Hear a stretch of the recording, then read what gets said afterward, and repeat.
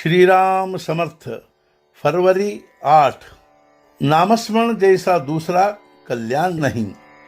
एक भला आदमी मुझे मिला और उन्होंने कहा, भगवान को देखने की इच्छा होती है, क्या आपने देखा है?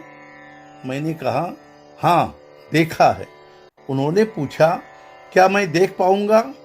मैंने कहा, देख पाओगे, किंतु इन आँखों से नहीं। भगवान को देखने के लिए विशेष दृष्टि लगती है। आज हमारी वैषयिक दृष्टि है, ऐसी दृष्टि भगवंत के लिए नहीं होती। यदि आप भगवान को देखना चाहते हैं तो एक उपाय है, भगवान के नामस्मरण में तल्लीन हो जाना। नामस्मरण के सिवाय कोई अन्य मार्ग नहीं है। यही उपाय मैं सबको कहता हूँ। तदनुसार आचरण करना बहुत जरूरी है। ऐसा क्यों किया जाए? यह समझने के लिए कि मैं सही रास्ते से जा रहा हूँ या नहीं। किंतु केवल मेरा कहना सुन लिया और छोड़ दिया तो सफलता नहीं मिलेगी। मेरे कहने के अनुसार कृति करोगे तो बात सधेगी। इसलिए प्रत्यक्ष कृति करो, आचरण करो। जितना आचरण में लाओगे उतनी ही सफलता मिलेगी। इसलिए सबको नामस्मरण करना चाहिए। कल्याण के लिए नामस्मरण जैसा दूसरा कोई उपाय नहीं है। नामस्मरण सहज स्वभाव से अपने पास है, वह अत्यंत उपाधि रहित है। इसलिए प्रत्यक्ष कृति करो, आचरण करो। जितना आचरण में लाओगे उतनी ही सफलता मिलेगी।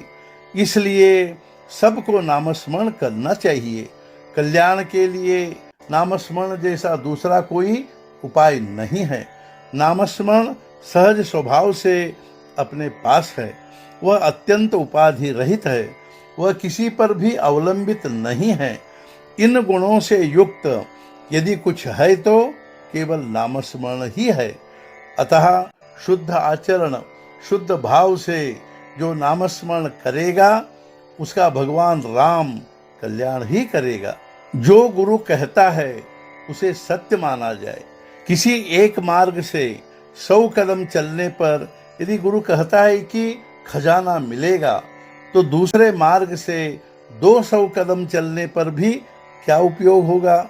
यदि तुम कहते हो कि मुझे साक्षात्कार हो, तो प्रत्यक्ष बोलने वाले, चलने वाले सद्गुरु पर विश्वास रखना चाहिए। उन पर विश्वास नहीं होता है तो परमात्मा का दर्शन करा देने से भी क्या लाभ होने वाला है? यदि आम चाहते हो तो गुठली बोनी चाहिए। सद्गुरु जो कहते हैं उस पर पूरा विश्वास चाहिए। मन चंचल होना ही नहीं चाहिए। हमें गुरु से एक रूप हो जाना चाहिए। नामस्मरण के अलावा कोई अन्य कल्याणकारी बात हो ही नहीं सकती। यदि तुम्हारी यह भावना है कि नामस्मरण करने से मेरे परिवार में बीमार आदमी है वह व्याधि मुक्त हो जाए, तो क्या यह तुम्हारी वैषयिक भावना नहीं हुई? व्याधि मुक्त होने पर जैसे हम बोतल से दवा फेंक देते हैं, वैसे ही हमारी आवश्यकता पूरी होने पर हम भगवान को भूल जाते हैं। जब तुम किसी इच्छा पूर्ति की कामना करते हो तो साफ है कि तुम्हारी साधना में कुछ दोष है। जब हम सद्गुरु पर पूरा भरोसा रखते हैं तो सुख दुख का कोई असर नहीं होता। जब कोई बड़ा अधिकारी घुल मिलकर बालकों के साथ खेलता है तो वह उन्हीं के साथ मिल जाता है, वह उन्हीं में से एक हो जाता है। हमें भी व्यवहार में वैसा ही आचरण करना चाहिए। गृहस्थी तो दिखावा मात्र होनी चाहिए।